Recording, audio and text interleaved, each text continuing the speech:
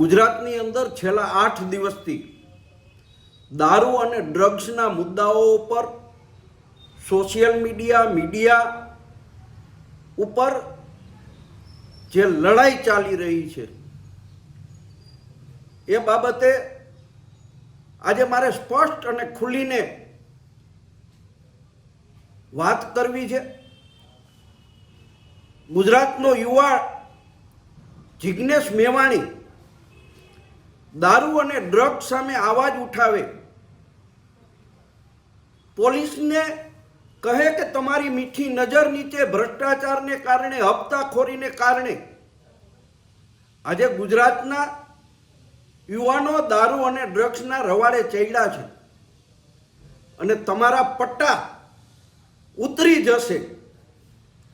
જિગ્નેશ મેવાણી આઠ ચોપડી પાસ નથી, એને બહુ સમજી વિચારીને કહ્યું છે કે ભારતના બંધારણની અંદર સરકારી કર્મચારીઓની અને ખાસ કરીને પોલીસની ફરજ છે કે ગુજરાતની અંદર દારૂબંધી છે।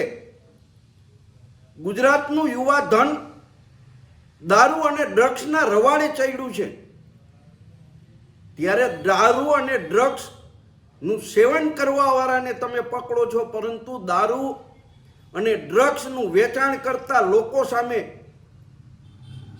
પોલીસ પગલાં લેતી નથી અને એની પાછળનું કોઈ કારણ હોય તો એ પોલીસની હપ્તાખોરી છે અને આવા પોલીસ અધિકારીઓના પટ્ટા ઉતરવા જોઈએ। અને જિગ્નેશ મેવાણીએ જે કીધું છે એ સાચું છે અને આજે આખા ગુજરાતની પ્રજા જિગ્નેશ મેવાણીની ફેવર કરી રહી છે, આ મુદ્દાને હાઇલાઇટ કરી રહી છે। ત્યારે મારે આખા ગુજરાતની અંદર દરેક સમાજ, એ પાટીદાર સમાજ હોય, લોહાણા સમાજ હોય, વણિક સમાજ હોય, દલિત સમાજ હોય, કોળી સમાજ હોય, આદિવાસી સમાજ હોય, એ સમાજના બની બેઠેલા આગેવાનોને પણ ખબર છે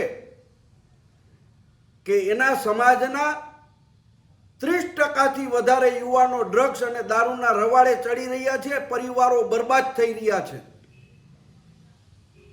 સમાજની મોટી મોટી વાતો કરવી છે, પરંતુ ક્યાંક આ રાજ્ય સરકારથી ડરીને, પોલીસથી ડરીને દારૂ અને ડ્રગ્સ વિશે બોલવું નથી। તમારા સમાજને તમારે બચાવવો હોય તો દરેક સમાજના આગેવાનોએ ખુલીને દારૂ અને ડ્રગ્સની સામેની આ લડાઈમાં જાહેરમાં નિવેદનો કરવા જોઈએ।